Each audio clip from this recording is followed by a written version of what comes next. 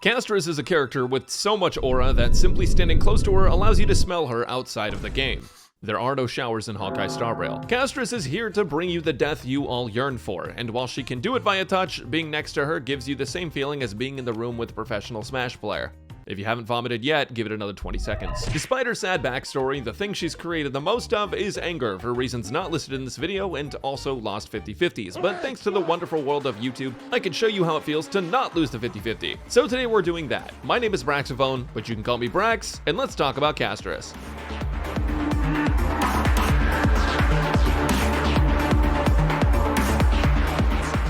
50% of players who pulled for Castorice got her because she's pretty, but 100% of players got her for this big-ass dragon. Close enough, welcome back, Granblue Fantasy Relink. Castorice, like any other character released in the past year of Honkai Star Rail, reads like a college textbook. That's why I'm going to explain her kit to you like you spent the last 4 years staying up too late for a piece of paper that will ultimately mean nothing in today's job market. Castorice has a big-ass dragon, not to be confused with a big-ass dragon. Her dragon is a majority of her damage, and it gets summoned using her ultimate. Her ultimate is based off HP lost, and with one of her major traces, it also gives her energy off of healing as well. And whenever you lose HP, Castorice and her dragon get a 20% damage bonus that can stack up to a max of 60%. For Castorice to gain energy quickly, her skill drains 30% of your ally's HP, which replaces the cost of a skill point, so Castorice essentially never uses a point. If an ally would die from getting drained, just remember, nobody dies in Honkai Star Rail. You will essentially always be using her skill. This is literally my first time seeing her basic attack animation. Once you have enough energy, you can summon her dragon by using her ultimate, and its HP is the same as her energy pool. When Castorice actually uses her ultimate though, she also creates a territory, which is different from a field, or a zone, I guess. Congrats, she works with Launcha, who is officially a free-to-play character. Enemies in the territory get their all-type resistances lowered by 20%, which is huge for Castorice's and everyone else's damage. Now, when the dragon is summoned, you can't actually gain more energy anymore, but the dragon can still be healed, and also your allies will get a bonus 10% damage bonus for 3 turns after the summoning, as a treat. Oh, by the way, I never actually gave you the dragon's name, but it is called Netherwing. Congrats Star Rail on the Minecraft movie crossover. Netherwing is like a 9 to 5. By the time you're done, your health will be gone. Netherwing actually attacks with their HP pool, with each use taking 25% of their HP, and after it's all gone, Netherwing literally explodes. The 9 to 5 thing was a joke, but it might be more real than I thought. The good news is that Netherwing restores some HP to your team when it explodes, so I guess that's pretty cool. Each consecutive hit of Dragon Breath gets stronger due to both its skill description and one of Castorice's major traces, which gives 30% damage bonus to Netherwing. The 30% can stack up to 6 times, 1 per Dragon Breath, lasting for the turn. I am getting really tired of every character having 50 self buffs that are impossible to keep track of. If you pair Castorice with an ally that heals you on attack, then you can usually get 4 to 5 stacks on this, but 6 is a bit tougher to get at E0. Something else worth mentioning is that Netherwing is what's called a backup unit, which is kind of like an extra character that can't be targeted, and they also can't be hit by enemy blast attacks. They're giving us a backup unit right now, but just wait until enemies start getting them. But that's enough about the dragon. This is a Castorice guide, not Shrek 2. Castorice gets a joint attack on her skill whenever Netherwing is on the field. Now, to be honest, you might not see it that much, but when you do see it, along with the rest of Castorice's kit, you'll understand where all of the story animation budget went.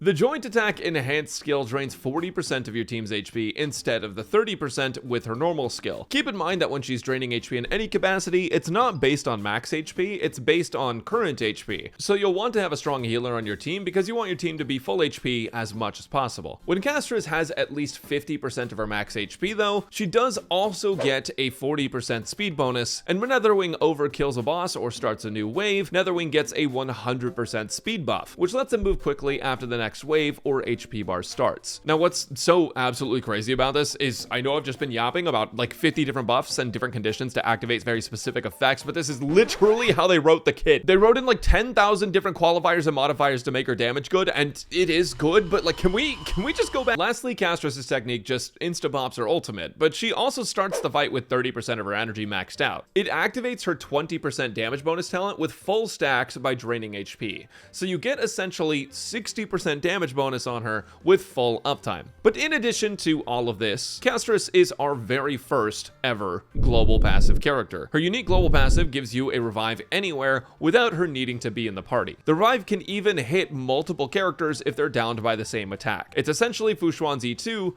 but doesn't cost you $600. There is a downside, which is that you have to heal or shield the revived characters within one turn, or they kind of just fall over. So that's fun. It's not insanely strong, it's kind of just a safety net for bad RNG, but it's there, and Bailu's found dead in a ditch. For talent leveling priority, I recommend leveling Netherwing's talent, skill, and then Castorice's talent, ultimate, and skill. You will, unironically, never use her basic attack, which sucks, because it's kind of cool.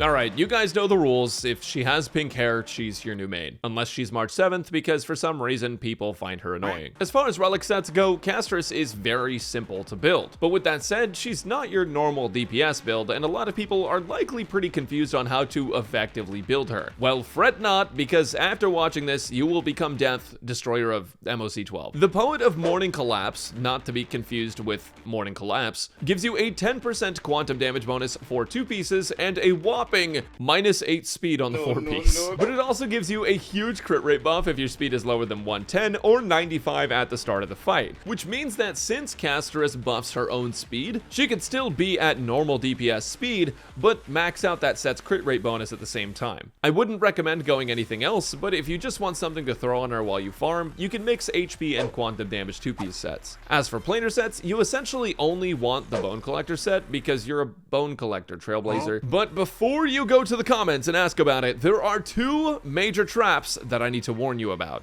First off is Genius of Brilliant Stars, the 4-piece set. With all 4 pieces, you get Defense Ignore, which is fantastic for a lot of characters in the game, but that only affects the wearer, and since the dragon is not wearing the set, I don't think it would fit them, the dragon doesn't get the benefits. The same thing applies to Banana Amusement Park, since only the wearer will get crit damage bonus. The damage for either set ends up being significantly lower, and you should just farm for Castorice if you're pulling for her in my opinion, but they're fine to use while you're still working on a new set. I just wouldn't get complacent with it. For the main stats, you want to run a crit body, HP boots, HP orb, and an HP rope. Yes, you want that much HP. Crit damage is probably best for her chest piece, but if you just don't have any crit rate rolls, you can go for crit rate. Since her relic set wants her to be slow, you want to avoid speed boots, and for her orb and rope, when we simulated the battles and ran the numbers, HP orb beat out quantum damage orb in 99% of scenarios, and energy regen rope doesn't affect her energy gain, so HP is undoubtedly better. As for substats, I would avoid getting more than 4 speed from subs, since you want her speed to be lower for her relic 4-piece effect. Other than that, HP, crit rate, and crit damage are best. My main editor's on break, so enjoy whatever this is in the meantime for a summary of her entire build.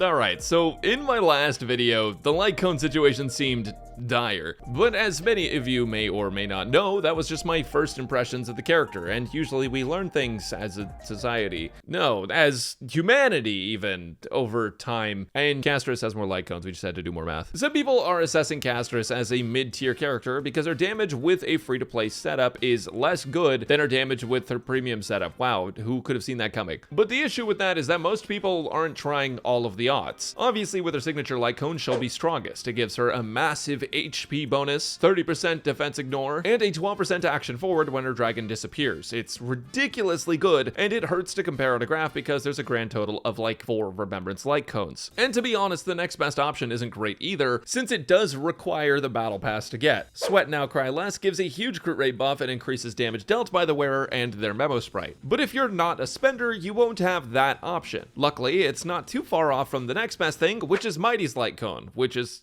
probably not something that most people have, which is not too far off from any light cone with 1270 HP, which isn't far off from anything with 1164 HP, which is not far off from anything with 1058 HP, which is not far off from the crafted remembrance light cone. Basically, if you don't swipe for her signature or the battle pass light cone, you just want to give her whatever light cone has the most base HP. Yes, she will miss out on effects, but to be honest, there's not too many remembrance light cones that she has and she's very strong even if you give her the Bailu 5-star light cone. I'm hoping we get more Remembrance light cones over time, but for now, just throw whatever on her that you can that has high base HP, even if it's not the right path. I would just avoid the Her to Shop light cone altogether. Castorice would be fine if she had a good relic set to benefit from, but at the moment, Genius of Brilliant Stars doesn't work for her very well, and while you can technically use the 5-star Her to Shop light cone if you don't superimpose it, you'll probably want to superimpose it later anyways to give to another Remembrance character, like Remembrance MC. And there's also one use case for it with Mighty if you use Castorice as a support for him, but surely you didn't pull the character with the game's best animations for Walmart Gilgamesh, right? Here's a chart showcasing this difference in light cone strength, with some light cones having their base HP next to them. For the ones with base HP included, you can replace them with literally any light cone of the same HP, since they're not Remembrance Path ones.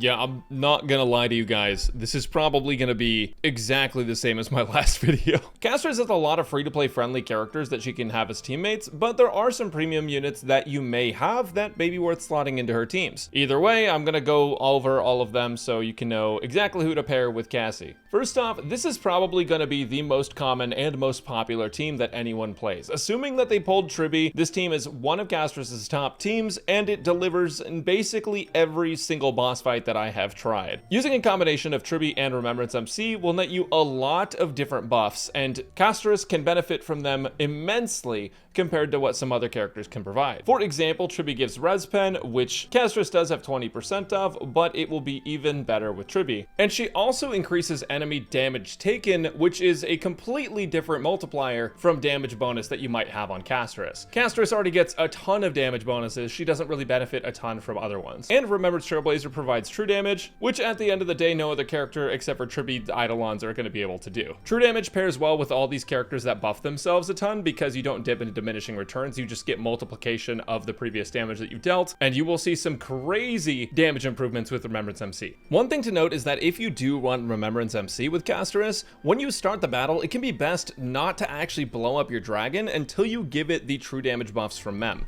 So maybe use 1 or 2 breaths, use the dragon's basic attack, Giga buff Castorice and her dragon, and then unload on the next little bit. You don't have to blow all your load in one place, even though that is the easiest thing to do. And then we have Gallagher. Now, this is a slot that can be filled with either Lolcha or Gallagher. Either healer can work, and honestly, every healer in the game technically works. But the thing with Gallagher and Lolcha is that they both provide so much team-wide healing that you're basically going to be topped off the entire fight, regardless of how much HP Castorice might be draining. What's really funny is this guy, Gallagher, I've had better experience with uptime with than Lolcha, because Lolcha's is a field that's based off of 2 charges that he has to stack. His ultimate doesn't automatically give it to you, whereas Gallagher's does automatically give you the ability to heal your entire team based on attacking the enemy. Overall, especially in Memory of Chaos and in boss game modes, Gallagher is able to keep up his healing uptime basically 100% of the time if you build him fast, which I did for this video, the 163 speed. Take off all your break effect stuff for him, just build him with high HP and high energy regen and speed, and this guy is an absolute monster with Castorice, which is really a shame because he's so good in so many different teams, and if you were using him on a break team, I would say that your Castorice is going to benefit a lot more from having Gallagher than probably your Firefly is. This guy is probably also why they stopped making 4-star characters. Also, as for healers coming out, there's the potential for Hyacine to be Castorice's best in slot partner. We don't know anything about that character yet, but typically Hoyoverse releases characters alongside other characters that work well with the previous characters or vice versa. So if Hyacine is a healer, she will likely be a Castorice healer specifically, or maybe like a Mighty healer. So I guess just keep an eye out for that if you're looking for one. As for other supports you can run with Castorice, you can run Pela, Sunday, or Ruan Mei. People don't really like Sunday with Castorice because he doesn't actually give his ultimate buff to the dragon if the dragon's not already summoned, but if you do summon the dragon first, then you can give the dragon Sunday's ultimate buffs and they will massively benefit. Sunday is very strong with Castorice. You just have to play him a little bit differently. Generally speaking though, Remembrance Trailblazer is going to be better for Castorice, which is crazy to think about because they are completely free and they're an MC.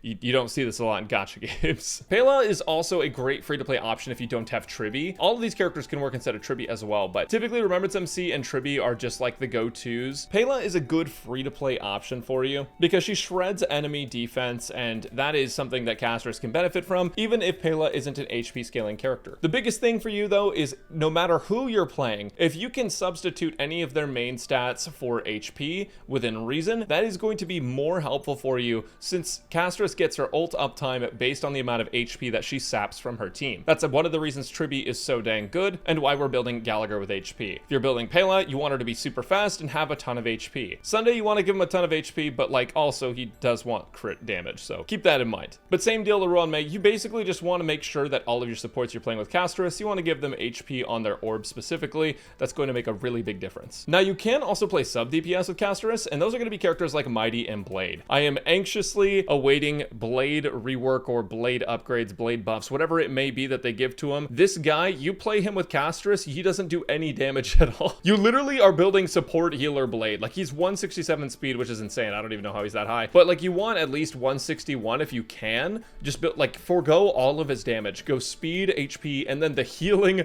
planar set. It's too good. Basically just by giving him energy regen, HP, speed, HP, and just making him very tanky, like 6500 HP. This guy already has a hard enough time dying, but he also drains his own HP and heals himself, which is going to massively benefit Castorice and give her more ult uptime. I actually had a similar clear time with Blade to the clear time I had with Remembrance Trailblazer. And Mighty is the same thing as Blade, except you're actually building him to do damage because he does damage. These two characters in tandem can actually work great together. It will make Castorice's damage lower because he's not a support, he's just another DPS, but overall the team damage will be higher, or can be higher. It depends on the scenario, but they work together. Here's Lasha and Gallagher. Like I said, you can run other healers, it's just that these two are doing the most work in the healing category. You know, technically Lynx could also work, but again, just the healing isn't as good as with Lasha and Gallagher, so keep that in mind. And here's what the sub DPS team would look like, by the way. I've substituted out Remembrance MC for Blade, and this worked pretty well, but you could also replace Blade with Mighty if you want to actually do damage with your sub DPS. Actually, you know what? Screw it. Right now, Blade is a support. Look how they massacred my boy. Anyways, next up, I guess we should talk about Eidolons. So let's I think I had a joke written down, but I can't find my script, so.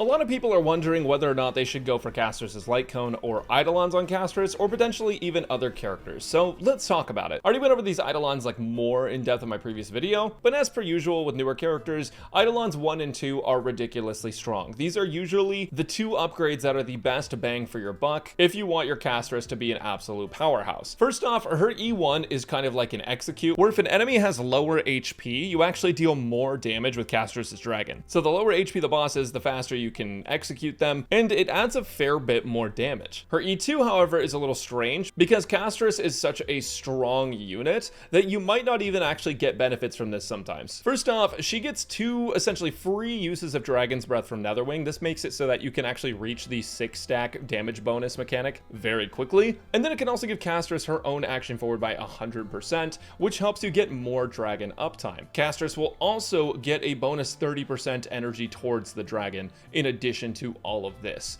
Now, the downside to this is because of how much HP MOC tends to have now, there is the potential for you to actually get negative effects out of this, where if you kill the boss too fast by exploding Netherwing, you actually start your second cycle without Netherwing, and that could lead you to doing 1 more cycle in your clears. However, that's sort of a very specific thing that's happening, and you probably don't have to worry about that for all content. It's just something to be aware of. If suddenly your clears actually get less efficient, it's just because she does too much damage. But honestly, I don't even really want to go over the rest of these guys. The thing is, I'm not going to tell you guys how to spend your money. This is a gacha game. It is predatory inherently just by the idea of spending like $300 per character. And there's a lot of characters to look forward to. If Castorice is like your favorite unit they've ever released, here's a graph showing the difference in damage with Eidolons. As you can see, E2 has the potential to be absolutely insane. Between her light cone and E1, I'd recommend getting her light cone over E1 if you're just going that far. But if you're looking to get potentially E2, then getting E2 without her light cone could be better, but I would ideally have all of them. So realistically, the priority, in my opinion, is light cone, E1, E2, but there also could be some future characters that work really well with her that you don't want to miss. So, you know, spend responsibly, save up your stellar jades responsibly. I don't give a I don't really care. I'm not your dad, man. Go spend how you want, I guess. It is 2025 and elves are in, so go ham or whatever. I'm going to bed.